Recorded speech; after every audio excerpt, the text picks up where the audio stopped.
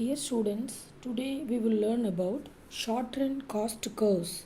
அதாவது குறுகிய கால செலவு வளைகோடுகள் என்னென்ன அப்படின்னு பார்க்க போகிறோம். லாஸ்ட் கிளாஸில் நம்ம என்னென்ன பார்த்தோம் அப்படின்னு பார்த்தீங்கன்னா டைப்ஸ் ஆஃப் காஸ்ட் என்னென்ன இருக்குது, அதாவது 12 வகையான செலவுகள் என்னென்ன இருக்குது ஒரு ஃபார்மில் அப்படிங்கிறத பார்த்தோம். 4th சாப்டர் காஸ்ட் அண்ட் அனாலிசிஸில் இப்போ நம்ம ஷார்ட் ரன் காஸ்ட் கர்வ் குறுகிய கால செலவு கோடுகள் என்னென்ன அப்படிங்கிறத பார்க்க போகிறோம். அதில் ஃபஸ்ட்டு ஒன் என்ன அப்படின்னு பார்த்தீங்கன்னா டோட்டல் ஃபிக்ஸ்டு காஸ்ட், அதாவது மொத்த மாறாத செலவு அப்படின்னு அர்த்தம். ஃபிக்ஸ்டு அப்படின்னா மாறாத செலவு. ஒரு ஃபார்ம் ரன் ஆகுதோ ரன் ஆகலையோ that is not a matter. அந்த ஃபார்ம் ரன் ஆகலினாலும் சம் காஸ்ட் இஸ் தேர், அதாவது சில செலவுகள் நம்ம செய்ய வேண்டியிருக்கு. அந்த செலவுகள் என்னென்ன அப்படிங்கிறத பார்க்க போகிறோம். கவனிங்க, டோட்டல் ஃபிக்ஸ்டு காஸ்ட் எப்படி, அதாவது ஒரு சில காஸ்ட் வந்து ஃபிக்ஸ்டாக இருக்கும். என்னென்ன காஸ்ட் ஃபிக்ஸ்டாக இருக்குது அப்படின்னு பார்த்தீங்கன்னா all payment for the fixed factor of the production are known as fixed cost. அதாவது எந்தெந்த காரணிகள் நிலையாக இருக்கிறதோ மாறாமல் இருக்கிறதோ அந்த காரணிகளுக்கு செய்யக்கூடிய செலவுகள் மாறாத செலவுகள் அப்படின்னு சொல்கிறோம். இப்போ மாறாத செலவுகள் அப்படிங்கிறது என்னென்னு நம்ம மேத்தமெட்டிக்கல் டேர்மில் டோட்டல் ஃபிக்ஸ்டு காஸ்ட் டிஎஃப்சி அப்படின்னு சொல்லியிருக்கோம். இந்த டிஎஃப்சியோட டேபிள் பார்த்தீங்க அப்படின்னா இப்போ டோட்டல் ஃபிக்ஸ்டு காஸ்ட் அப்படின்னா என்னென்னு தெரிஞ்சு போச்சு. All payment for the fixed factor of production are known as total fixed cost, இதை டிஎஃப்சி அப்படின்னு டேர்ம் பண்ணுறோம். கவனிங்க, இதோடைய டேபிள் பார்த்தீங்க அப்படின்னா அவுட்புட் கொடுத்துருக்காங்க இன் யூனிட்ஸில், டோட்டல் ஃபிக்ஸ்டு காஸ்ட் இன் ருப்பீஸில் கொடுத்துருக்காங்க. இப்போ ஒவ்வொரு ஃபேக்டர் ஆஃப் ப்ரொடக்ஷன் ஒவ்வொரு அவுட்புட் கொடுக்கும்போதும் காஸ்ட் எப்படி இருக்குது அப்படின்னு பார்த்தீங்கன்னா ஃபிக்ஸ்டாக தான் இருக்குது. பாருங்கள், அவுட்புட் 0வாக இருக்கும்போதும் காஸ்ட்டு ஃபிக்ஸ்டு 1000 rupees.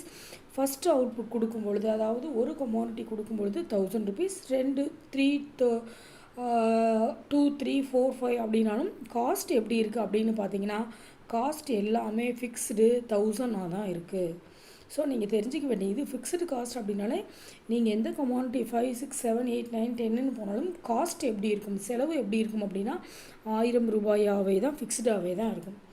இவ்வளோ தான். இதை நம்ம டயக்ராமேட்டிக் ஃபார்மில் பார்த்தோம் அப்படின்னா கவனிங்க, டயக்ராமேட்டிக் ஃபார்மில் பார்த்தோம் அப்படின்னா இது டயக்ராமேட்டிக் ஃபார்ம். இதில் ஒய் ஆக்சிஸில் காஸ்ட்டு செலவும், எக்ஸ் ஆக்சிஸில் அவுட்புட் உற்பத்தியும் கொடுக்கப்பட்டிருக்கு. சரியா, குவான்டிட்டி அவுட்புட் உற்பத்தி அளவு கொடுக்கப்பட்டிருக்குது. இப்போ நீங்கள் பார்த்தீங்க அப்படின்னா கிராஃப் ஷீட்டில் நீங்கள் ட்ரா பண்ணும் பொழுது இங்கேருந்து இது வரைக்கும் என்ன போட்டுக்கலாம் அப்படின்னு பார்த்தீங்கன்னா 1000 போட்டுக்கலாம். சரியா, இது வரைக்கும் 2000 போட்டுக்கலாம். 2000 இப்படி தான் நம்ம கிராஃப் ஷீட்டில் போட போகிறோம். இப்போ 1000 போட்டுக்கும் பொழுது அவுட்புட் என்ன இருக்குது, 1, 2, 3, 4, 5ன்னு இன்க்ரீஸ் ஆகிட்டே போகுது. பட் காஸ்ட்டில் என்ன கிடையாது, சேஞ்ச் இல்லை. காஸ்ட் எப்படி இருக்குது, ஃபிக்ஸ்டாக இருக்குது. So total fixed cost curve இப்படி தான் இருக்கும். இதுக்கு பேர் என்ன அப்படின்னா ஹரிசாண்டல் ஸ்ட்ரெயிட் லைன் அப்படின்னு அர்த்தம். இந்த கர்வுக்கு என்ன பேர், அதாவது கிடைமட்ட கோடு அல்லது படுக்கை கோடு அல்லது OYHக்கு இணையான கோடு. கண்டிப்பாக what is the shape of total fixed cost கர்வ்னு கேட்பாங்க 1 மார்க்கில்.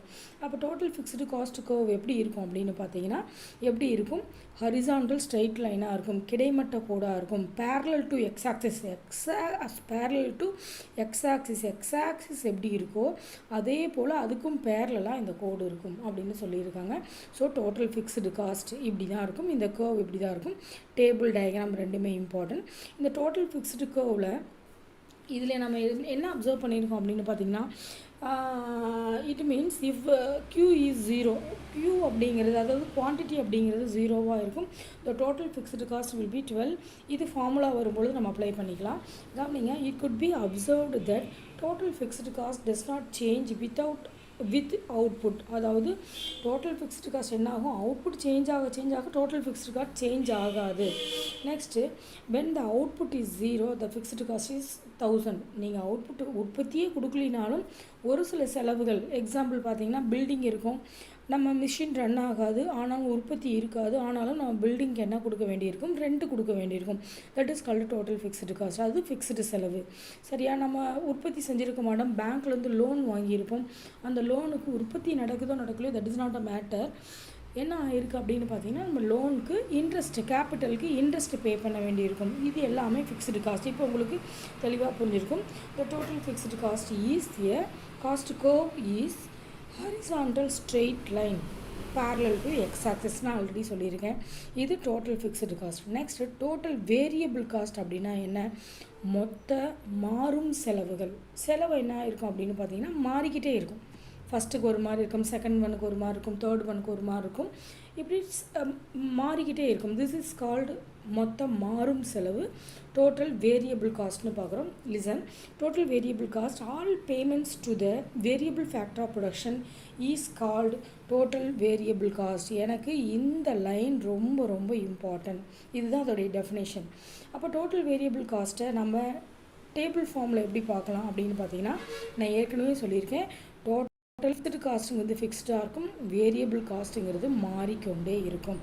இப்போ பார்த்தீங்கன்னா ஃபஸ்ட்டு கமாடிட்டிக்கு ஃபஸ்ட்டு யூனிட் ஆஃப் அவுட்புட்க்கு 200 ரூபாய் செலவு பண்ணியிருக்கோம். செகண்ட் யூனிட் ஆஃப் அவுட்புட்க்கு 300, ஃபோர்த்து யூனிட் ஆஃப் அவுட்புட்க்கு 600 செலவு பண்ணியிருக்கோம். ஸோ என்ன ஆயிருக்கு அப்படின்னு பார்த்தீங்கன்னா, காஸ்ட்டு மாறிக்கிட்டே இருக்குது. ஒவ்வொரு கமாடிட்டிக்கும் என்ன ஆயிருக்கு, ஒவ்வொரு முறை அவுட்புட்டுக்கும் சேஞ்ச் ஆகிட்டே இருக்கணும். அது so this is called total variable cost. இதை நம்ம டயக்ராமெட்டிக் ஃபார்மில் பார்த்தோம் அப்படின்னா பாருங்கள், அப்படியே அந்த டேபிளை எடுத்து அப்படியே நீங்கள் கிராஃப் ஷீட்டில் ஃபிக்ஸ் பண்ணணும்.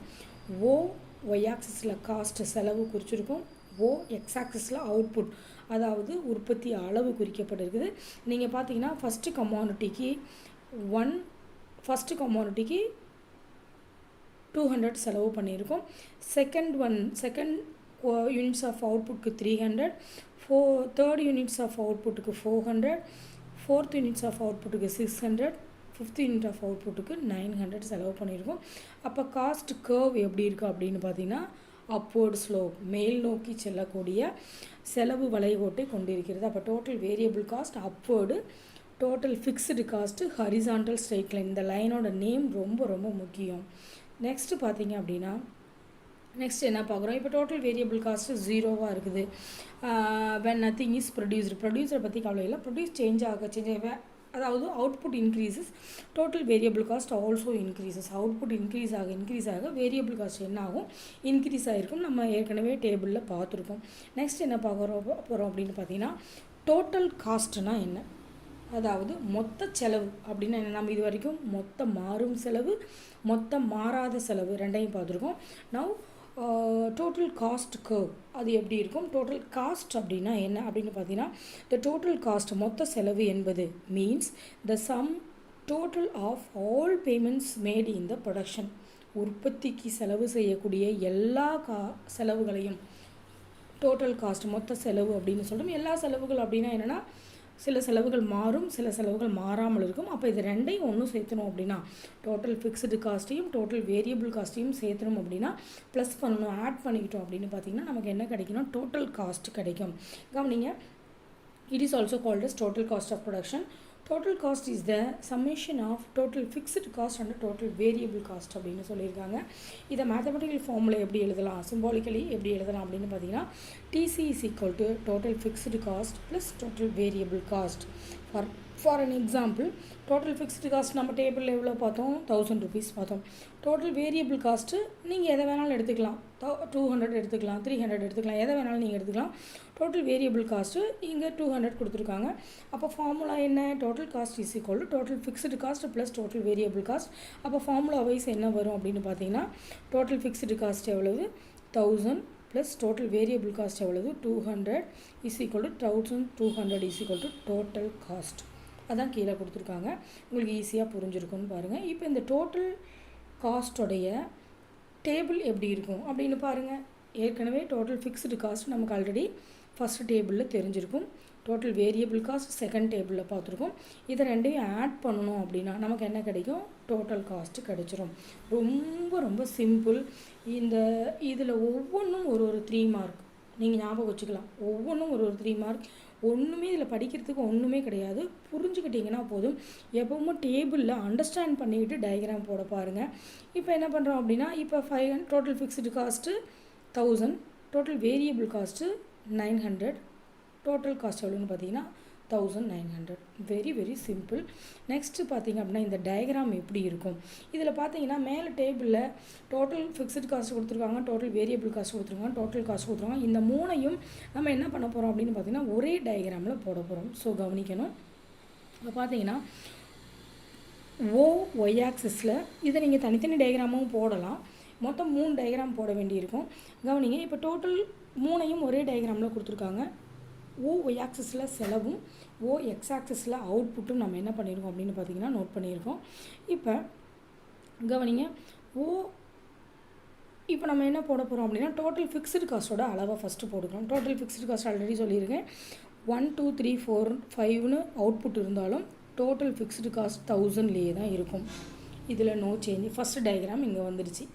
சரியா? Second diagram total variable cost. Total variable cost பார்த்தீங்க அப்படின்னா இந்த டயக்ராம் டோட்டல் வேரியபிள் காஸ்ட்டை குறிக்கும். இந்த பார்ட்டு பார்த்தீங்கன்னா ஃபஸ்ட்டு ஒன்னுக்கு அதாவது ஃபஸ்ட்டு யூனிட்ஸ் ஆஃப் அவுட்புட்டுக்கு 200, தேர்ட் யூனிட்ஸ் ஆஃப் அவுட்புட்டுக்கு 400, ஃபோர்த் யூனிட்ஸ் ஆஃப் அவுட்புட்டுக்கு 600. இது செகண்ட் டயக்ராம் நம்ம பார்த்தோம் இல்லையா மேலே, அதில் செகண்ட் டயக்ராம் இது. பார்த்தீங்கன்னா செகண்ட் டயக்ராம் இங்கே போட்டோம். இப்போ தேர்டு டோட்டல் காஸ்ட் இது ரெண்டும் கொடுத்துருக்கும் போது இது ரெண்டையும் ஆட் பண்ணி டோட்டல் காஸ்ட் எப்படி போடணும் அப்படின்னு பார்த்தீங்கன்னா இந்த டயக்ராமில் ஃபஸ்ட்டு 1000லேருந்து தான் ஆரம்பிக்கும். அப்போ இந்த 1000லேருந்து ஃபஸ்ட்டு ஒன்னுக்கு 1000, செகண்ட் ஒன்னுக்கு அதாவது செகண்ட் ஒன் இது ஃபஸ்ட்டு ஒன், இது செகண்ட் ஒன், இது தேர்டு, இது ஃபோர்த்து, இது ஃபிஃப்த்து. அப்படியே பார்த்தீங்கன்னா இப்படி ஒன்றா வந்துடும் டயக்ராம்ஸ். இப்படி ஒன்றா வந்துடும். சரியா? இப்போ நீங்கள் இதை அப்படியே நீங்கள் என்ன பண்ணணும் அப்படின்னா கிராஃப் ஷீட்டில் ட்ரா பண்ணிங்க அப்படின்னா உங்களுக்கு ஈஸியாக புரியும். இதில் பெருசாக ஒன்றும் கிடையாது, ரொம்ப ஈஸி. 3 டயக்ராமும் ஒரே டயக்ராமில் கொடுத்துருவாங்க. இதில் ஒன்றே ஒன்று கவனிக்க வேண்டியது என்ன ஒரே பாயிண்ட் அப்படின்னா எல்லா கர்வும் ஆரிஜின்லேருந்து ஆரம்பிக்கும். அதாவது ஆரிஜின் சரியா 0லேருந்து ஆரம்பிக்கும். ஆனால் டோட்டல் காஸ்ட்டு மட்டும் எதுலேருந்து ஆரம்பிக்கும் பார்த்தீங்கன்னா 1000லேருந்து தான் ஆரம்பிக்கும். இது ஒன்றே ஒன்று தான் நீங்கள் கவனிக்க வேண்டியது. டோட்டல் காஸ்ட் கர்வ் எங்கேருந்து ஆரம்பிக்கும்? Beginning with 1000. ஏன் அப்படின்னா டேபிள் ஒரு நிமிஷம் பாருங்கள். டோட்டல் காஸ்ட் 0 = 1000ன்னு இருக்கும். ஸோ நம்ம என்ன பண்ணியிருக்கோம் அப்படின்னா 1000லேருந்து இந்த செலவை போட்டிருக்கோம். ரொம்ப ரொம்ப ஈஸி. கீழே கவனிங்க.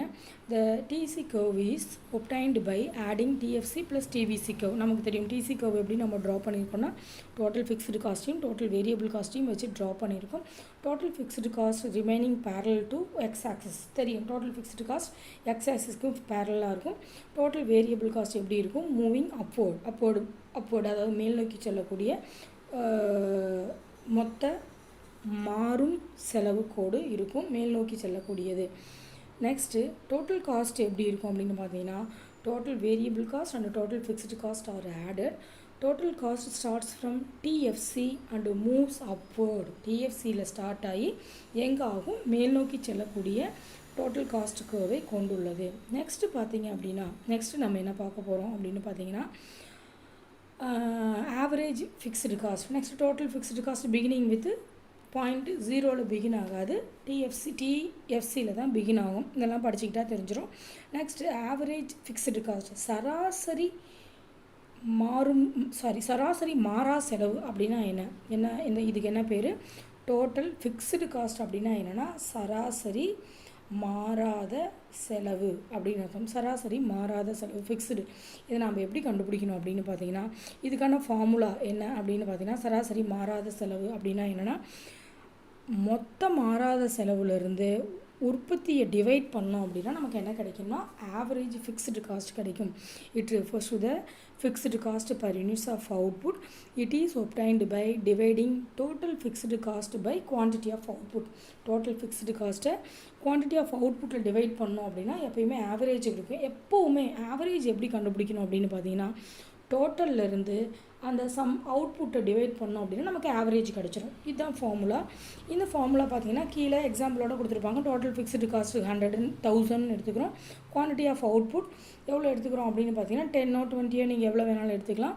டிவைட் பண்ணோம் அப்படின்னா நமக்கு என்ன கிடைக்கும்னா ஆவரேஜ் ஃபிக்ஸ்டு காஸ்ட் கிடச்சிரும்.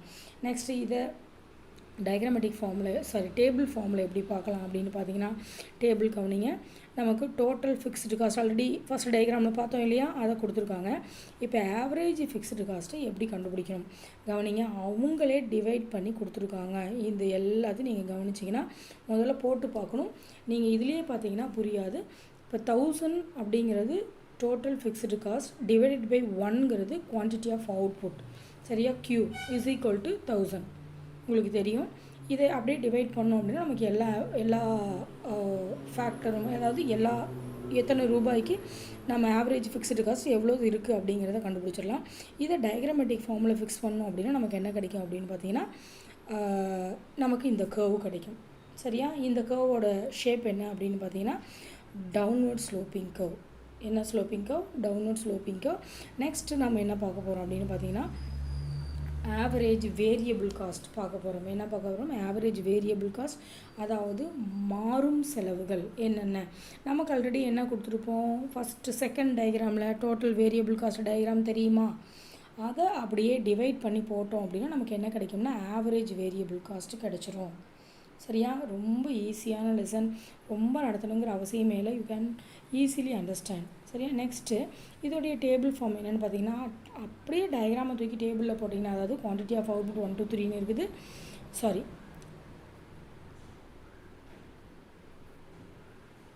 குவான்டிட்டி ஆஃப் அவுட்புட் 1 2 3ன்னு இருக்குது. நம்மளுடைய காஸ்ட் என்னென்னு பார்த்தீங்கன்னா ஒய் ஆக்சிஸில் காஸ்ட் இருக்குது, எக்ஸ் ஆக்சிஸில் அவுட்புட் இருக்குது. நம்ம இதை டயக்ராமேட்டிக் ஃபார்மில் அப்படியே தூக்கி நம்ம அப்ளை பண்ணோம் அப்படின்னா நீங்கள் டயக்ராமில் போட வேண்டியது என்ன அப்படின்னா டோட்டல் வேரியபிள் காஸ்ட்டு போட வேண்டாம். நீங்கள் போட வேண்டியது குவான்டிட்டி ஆஃப் அவுட்புட் ஒன்று, நெக்ஸ்ட்டு என்ன அப்படின்னு பார்த்தீங்கன்னா ஆவரேஜ் வேரியபிள் காஸ்ட். இந்த ரெண்டையும் நீங்கள் டயக்ராம்னா, ஏன்னா நமக்கு அதுதான் படிச்சுட்ருக்கோம், நமக்கு அது தேவை இருந்தால் போதும். டோட்டல் வேரியபிள் காஸ்ட் ஆல்ரெடி நம்ம என்ன பண்ணிட்டோம் அப்படின்னா முன்னாடி லெசன்லேயே பார்த்துட்டோம் இல்லையா? ஸோ இது ஆவரேஜ் வேரியபிள் காஸ்ட். ஸ்லோப் எப்படி இருக்கும் அப்படின்னு பார்த்தீங்கன்னா யூ ஷேப்டு கர்வ். என்ன ஷேப்டு கர்வ் வரும்? யூ ஷேப்டு கர்வில் வரும். நெக்ஸ்ட்டு நம்ம என்ன பார்க்க போகிறோம் பாருங்கள். டோட்டல் வேரியபிள் காஸ்ட்னால் என்ன, இது எல்லாத்தையும் பார்த்துருக்கோம். நெக்ஸ்ட்டு நாம் டோட்டல் காஸ்ட் அப்படின்னா என்ன, டோட்டல் வேரியபிள் காஸ்ட் கர்வ் எப்படி இருக்கும், அதாவது average variable cost declines initially and then increases with the increasing in output increase ஆக total variable cost increase ஆகும்.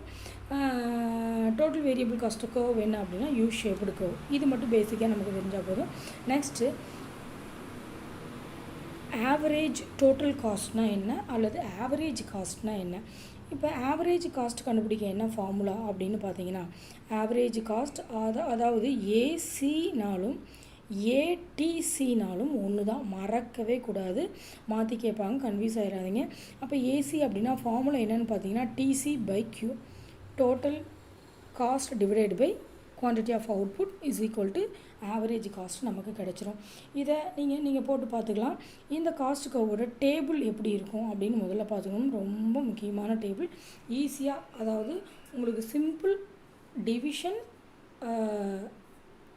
அடிஷன் தெரிஞ்சாலே இந்த டேபிள் போடலாம். ஃபஸ்ட்டு என்ன கொடுத்துருக்காங்க அப்படின்னு பார்த்தீங்கன்னா குவான்டிட்டி ஆஃப் அவுட்புட் கொடுத்துருக்காங்க. 1 2 3 இப்போ நமக்கு ஆல்ரெடி தெரியும். டோட்டல் ஃபிக்ஸ்டு காஸ்ட் எல்லாமே 1000 நமக்கு தெரியும். டோட்டல் வேரியபிள் காஸ்ட் ஆல்ரெடி நம்ம பார்த்துருக்கோம். 200 300 500 இருக்குது. நெக்ஸ்ட் டோட்டல் காஸ்ட் கண்டுபிடிக்க என்ன ஃபார்முலா அப்படின்னு பார்த்தீங்கன்னா டோட்டல் ஃபிக்ஸ்டு காஸ்ட், அதாவது இது ரெண்டையும் நம்ம ஆட் பண்ணி இங்கே போட்டுட்டோம். ஆவரேஜ் டோட்டல் காஸ்ட் கண்டுபிடிக்க என்ன ஃபார்முலா அல்லது ஆவரேஜ் காஸ்ட் கண்டுபிடிக்க என்ன ஃபார்முலானா டிசி பை கியூ. நமக்கு டிசி இருக்குது, கியூ இருக்குது. நம்ம என்ன பண்ணுறோம், இதை அப்படியே டிவைட் பண்ணி நமக்கு ஆன்சர் கண்டுபிடிக்கிறோம். நெக்ஸ்ட்டு